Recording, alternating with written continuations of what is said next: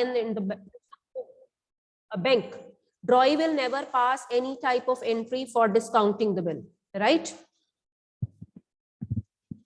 Today we are going to pick the third case under this chapter, when bill is endorsed का मतलब है transferred, क्योंकि ये negotiable instrument है, it can be transferred from one person to another person very easily. जब drawer अपना bill अपने creditor को ट्रांसफर कर देता है, क्रेडिटर इसका सप्लायर है, मींस मेरे ड्रॉअर ने क्रेडिटर को पैसे देने हैं, वो कहता है मैं तेरे को कैश नहीं देता, ये बिल पकड़ ले, ये 2 महीने या 3 महीने के बाद मैच्योर होगा, मैं अपने ड्रॉई को बोल दूंगा, मेरा ड्रॉई तेरे को पेमेंट करेगा मेरे को करने की बजाय. सो अगेन जो एंडोर्समेंट की एंट्री है, इट मींस कि पहले तो इस केस में जब क्रेडिटर को उसने बिल थमा दिया तो creditor is going to be the payee in this case. Drawer पेई नहीं रहा, क्योंकि मैच्योरिटी पे ड्रॉअर ने पैसे नहीं रिसीव करने, किसने रिसीव करने हैं, उसके क्रेडिटर ने ड्रॉई से. डन. तो इस केस में अगेन एंडोर्समेंट की एंट्री ड्रॉअर करेगा और पेई करेगा. ड्रॉई को कोई लेना देना नहीं है, चाहे ड्रॉअर उस बिल को डिस्काउंट करवा ले, चाहे वो इस बिल को ट्रांसफर कर दे किसी दूसरे पर्सन को. I am making my own example here. A sold goods to be for ₹10,000. A draws a bill on B, B accepts it and return it to A. On the same day, A transfer his bill to C, means A or endorses his bill to C. On maturity, B honored his acceptance, means B ने maturity पे bill की payment कर दी. So who is going to receive that payment? C is going to receive that payment, right? तो मैं तीनों parties की books में आपको एंट्री सिखाऊंगी. पहली एंट्री सेल की होगी, दूसरी बिल ड्रॉ करने की होगी, तीसरी बिल एंडोर्स करने की होगी. जो एंडोर्समेंट की एंट्री होगी वो ए की बुक्स में होगी और सी की बुक्स में होगी. ड्रॉई को इससे कोई लेना देना नहीं है. So in my imaginary example, you know, I have 3 parties. This is in the books of A.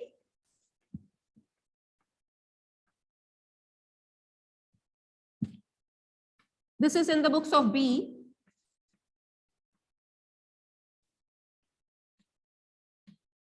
This is in the books of C.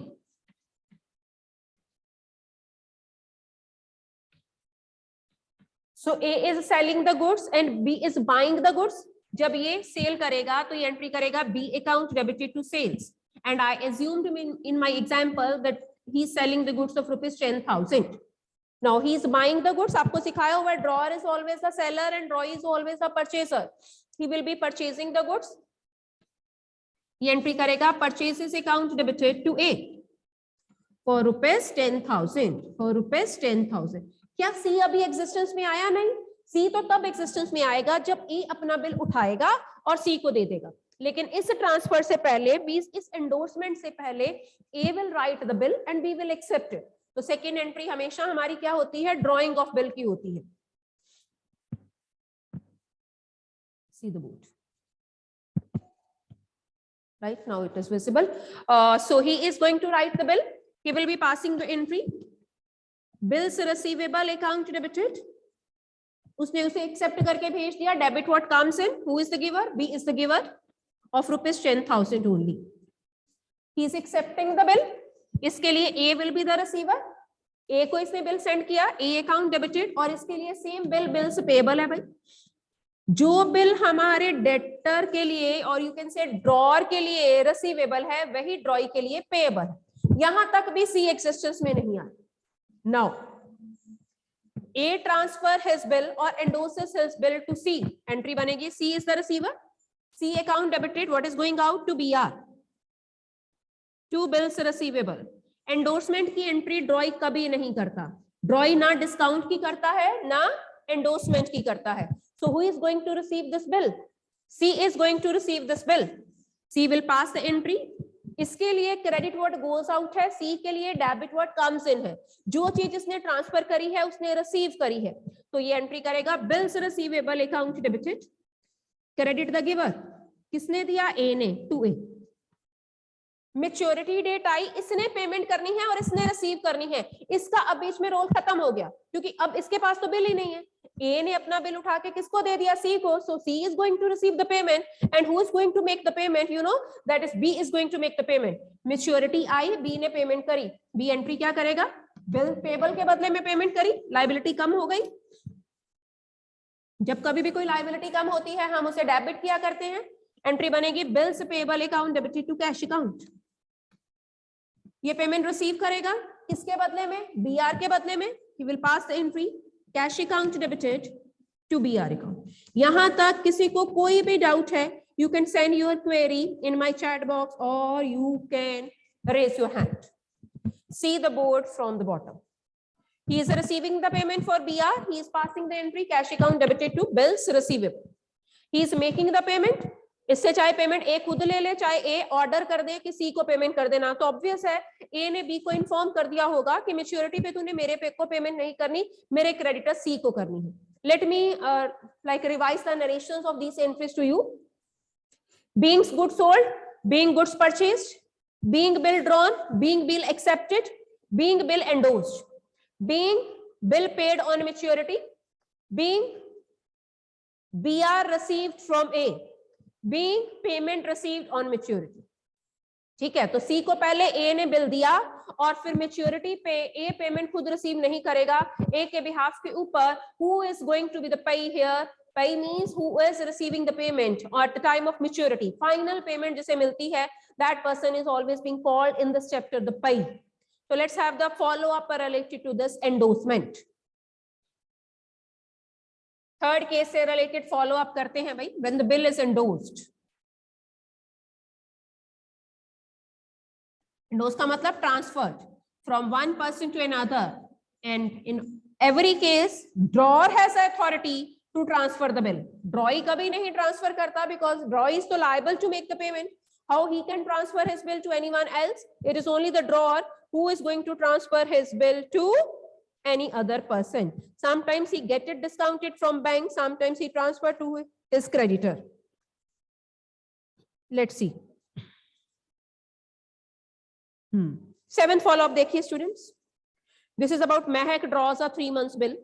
Let me read the whole statement and let me tell you who is the drawer here, who is the drawee here, who is the payee here. Let's discuss about that. Mehak draws a 3 months bill. It means the time period of the bill is 3 months. Mehak ने जब bill draw किया, cell की entry होनी नहीं, क्योंकि उसने question ही कहां से स्टार्ट किया है, drawing of bill. So Mehak is going to draw the bill. किसके ऊपर उसने बिल ड्रॉ किया, खुशबू के ऊपर. What is the date of the bill? 1st April 17. Term of the bill is 3 months. Let's calculate the maturity date. 1st April से लेके 1st May 1 महीना, then 1st June 2 महीने, then 1st July 3 महीने, 4th July will be the maturity date. Am I clear to everyone? तो जब आप bill की maturity की बात करेंगे, उसके डेट के कॉलम में you will be writing or filling the date 4th July. खुशबू इस ड्रॉई इन दिस केस 15,000 का बिल था और उसने एक्सेप्ट करके महक को वापस दे दिया. महक ने अपना बिल सुगंधा को दे दिया 15th अप्रैल को. कोई बात नहीं, सुगंधा ने आगे इसे फ्रेग्रेंस को एंडोर्स कर दिया. मींस आप जिसे ट्रांसफर करते हो उसके पास भी राइट है आगे किसी और को ट्रांसफर करने का. इट मींस की 4 parties are here. So I will be passing the entries for 4 parties in this question. Date उसने अलग अलग दी है. 4th मई को फ्रेग्रेंस ने इसे डिस्काउंट करवाया बैंक से, तो कोई बात नहीं, फ्रेग्रेंस की बुक्स में हम डिस्काउंटिंग की एंट्री पास करेंगे. इट मींस कि 5th पार्टी और अराइज हुई विच वी कॉल बैंक. और बैंक के साथ लेना देना किसका है, फ्रेग्रेंस का. Let's start it.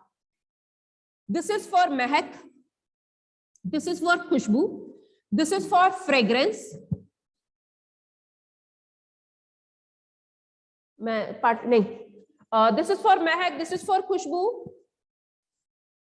This is for Sugandha, Sugandha के बाद फ्रेग्रेंस और उसके बाद bank. This is for fragrance and this is for bank. 5 columns I made, right? So let me write their name. This is महक, खुशबू, जो जो वो कहता जाएगा हम करते जाएंगे.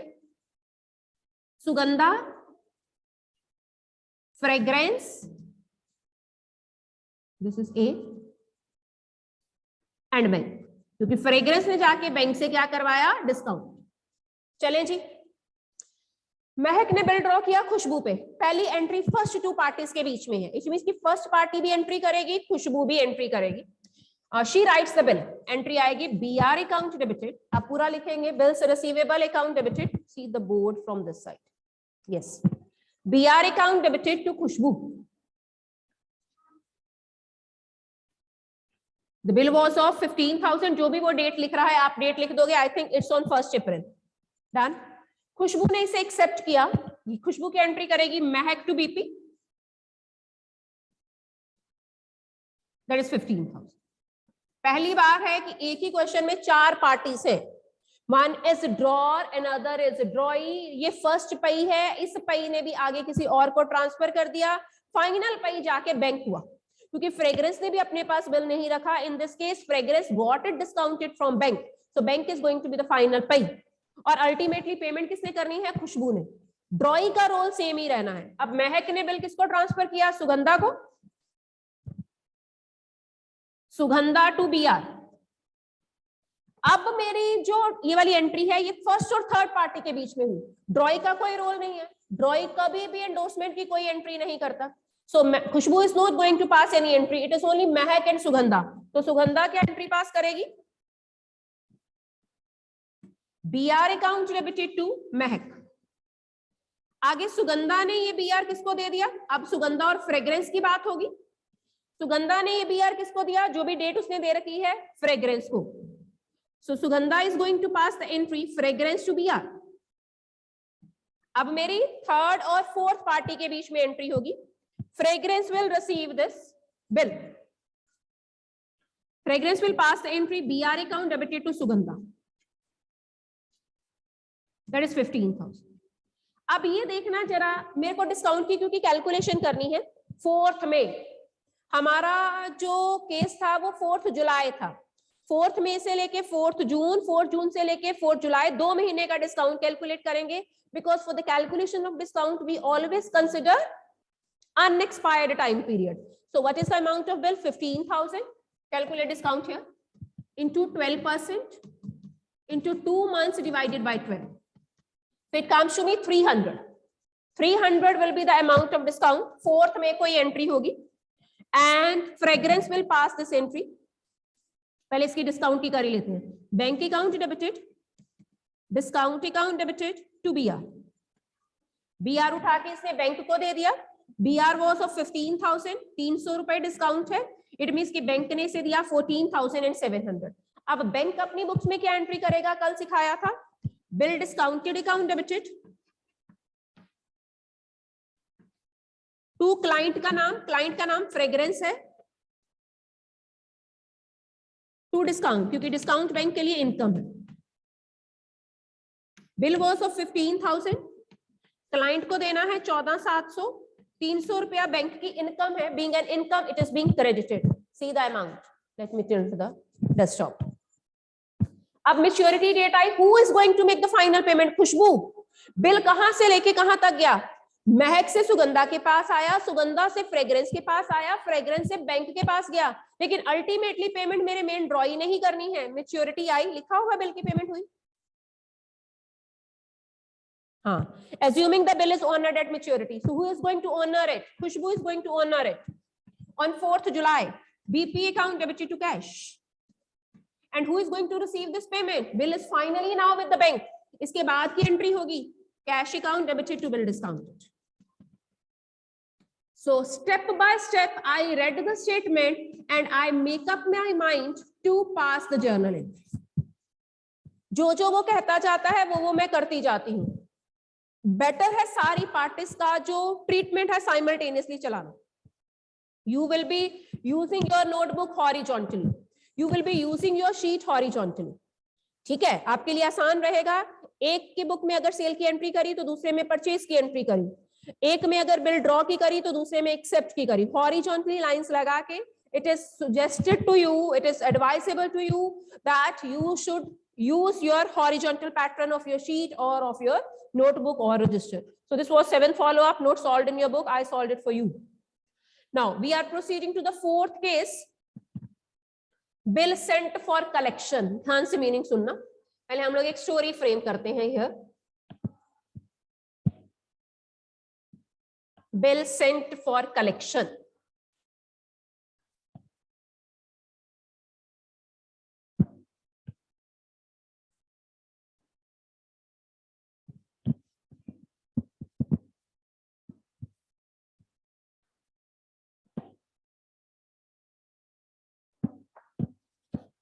Fourth case, let me introduce you with this. Bill sent for collection. Sometimes what happens, my drawer is running the business on very large scale, and for that purpose he just want to enhance his sale. उसे अपनी cell बढ़ानी होती है, और cell को कभी भी बढ़ाने के लिए जब तक हम उसे क्रेडिट सेल के ऊपर डिपेंड नहीं रहते तब तक हमारे बिजनेस की सेल नहीं बढ़ती. So he used to sell the goods so many times to so many debtors on credit. For example, इसके पास 10 debtors हैं for a particular month, और हमारे ड्रॉर के पास टाइम नहीं है कि 10 के 10 बंदों से पैसे कलेक्ट करें. मेच्योरिटी की डेट बहुत नजदीक आ रही है, सेम डेट को ही ये 10 जो बिल्स हैं, अगर 10 डेटर्स हैं तो डेफिनेटली 10 बिल्स रिसीवेबल होंगे इनके पास. 10 bills receivable he has. He doesn't have much time to collect the money from his debtors. For that, again bank provide him a service. ये सारे बिल 1 या 2 दिन पहले मैच्योरिटी से अपने बैंक को हैंड ओवर करता है, और बैंक को बोलता है तू मेरे ये बिल की कलेक्शन करके दे देना. बैंक बदले में फिर से कुछ सर्विस चार्जेस कलेक्ट करता है, जिसे हम बैंक चार्जेस बोला करेंगे. ठीक है. अब एंट्री क्या होगी, जब भी अपने बिल बैंक्स को भेजेगा, बैंक अपने बैंक को भेजेगा, तो he will be passing the entry bank account debited to bill sent for collection. Bill word ही लिखता है ना.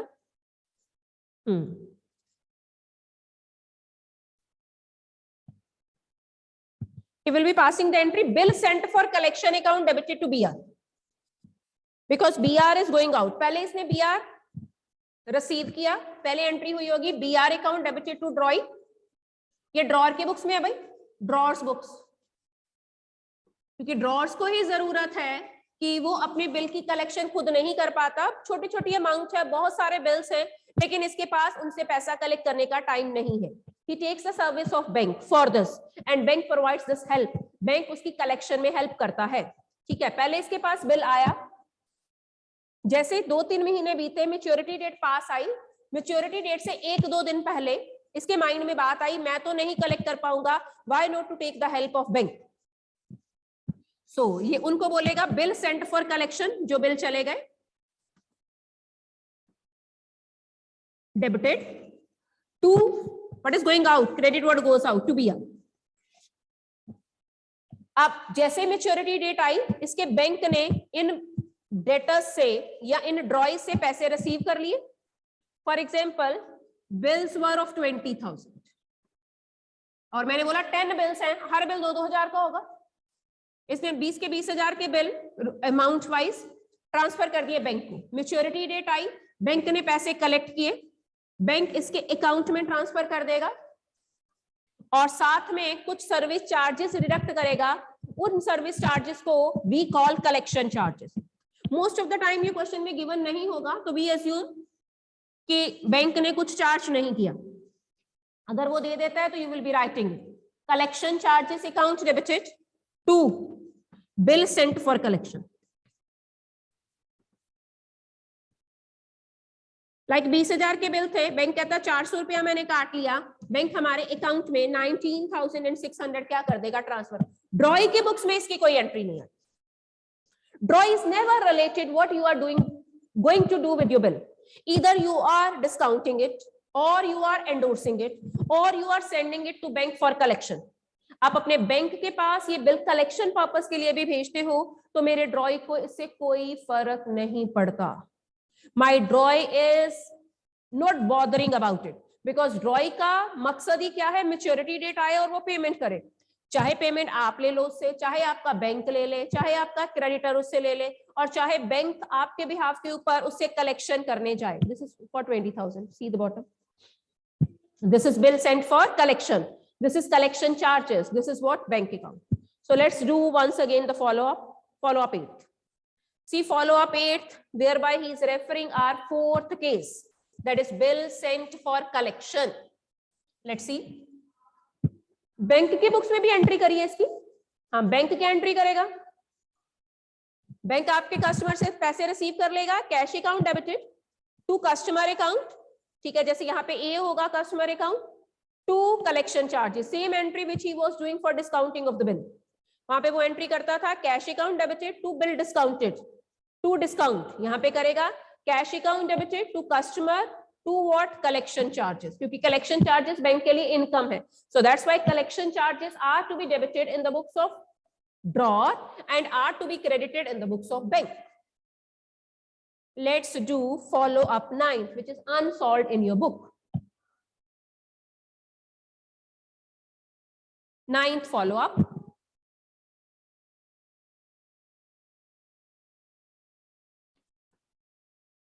So I think two parties are there, A and B. This is in the books of A. A drew the bill.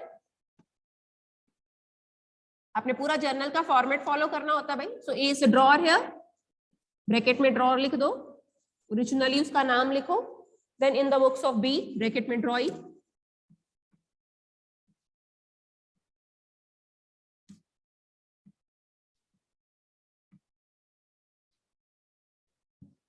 चलो on 1st January A drew a bill, और 3 महीने का bill है. 4th April is going to be the maturity date. A ने bill draw किया, 1000 का bill है, और बी ने उसे एक्सेप्ट करके वापस भेज दिया 2 days बिफोर मैच्योरिटी. मैंने बोला 4th April है, मतलब 2nd April को बैंक ने अपने बिल कलेक्शन के लिए भेज दिए, सॉरी ए ने अपना बिल कलेक्शन के लिए भेज दिया अपने बैंकर के पास. मैच्योरिटी डेट पे बैंक ने बिल को कलेक्ट कर लिया एंड सेंड अ एडवाइस का मतलब यहाँ पे सलाह नहीं है, सेंड अ स्लिप. बैंक को इंफॉर्मेशन भेजी, एक लेटर भेजी, एडवाइस का मतलब है लेटर भेजी कि आपके बिल कलेक्ट हो गए हैं और बदले में हमने 5 रुपए काट लिए हैं कलेक्शन चार्जेस के. मतलब 1000 में से अगर 5 रुपए काटे हैं तो we transferred 995 rupees to your account. Bank की बुक्स में एंट्री पूछी नहीं है, ए और बी की बुक्स में पूछी है, सेल की एंट्री है नहीं, सीधा बिल की एंट्री से स्टार्ट करेंगे. जर्नल का फॉर्मेट फॉलो करो.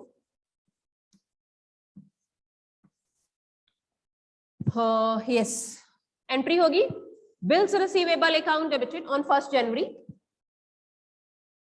Receivable account debited. Who is going to accept it? Drawing to be.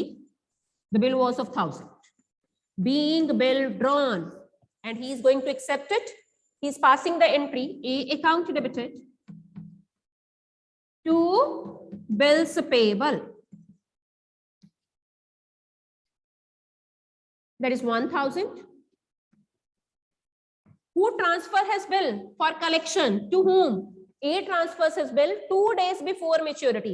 Maturity date मैंने आपको पहले ही सिखा दी है कैलकुलेट करनी. That comes to me 4th April, और 2 दिन पहले मेच्योरिटी से मींस 2nd April को A अपने बिल को उठाता है और बैंक को कहता है तूने कलेक्शन करनी है. तो एंट्री आएगी बिल सेंट फॉर कलेक्शन,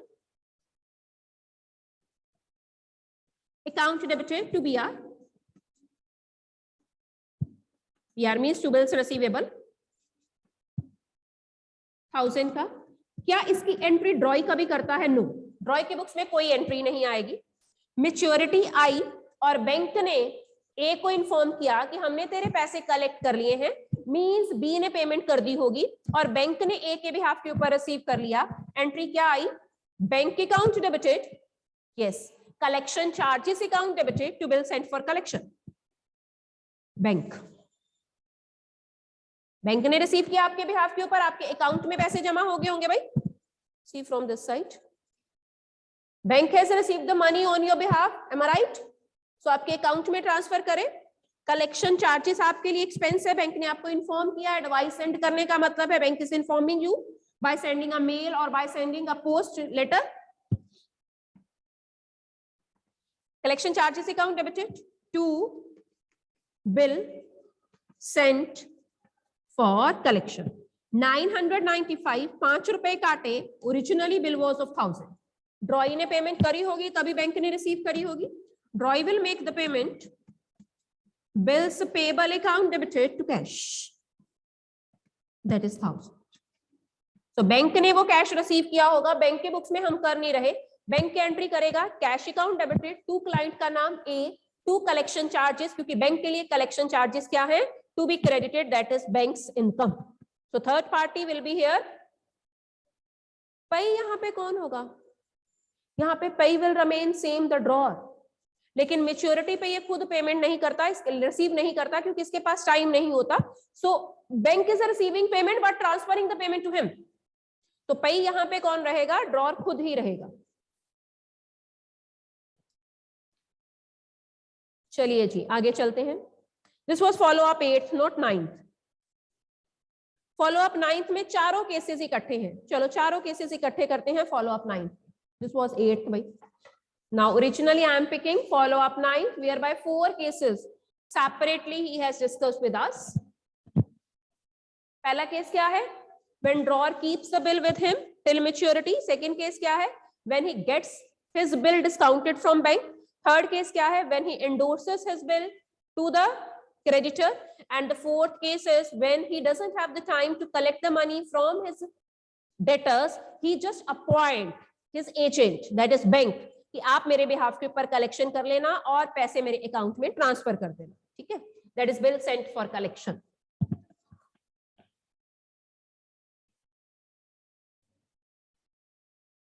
पढ़िए क्वेश्चन, देखिए कौन ड्रॉर है, ड्रॉई है।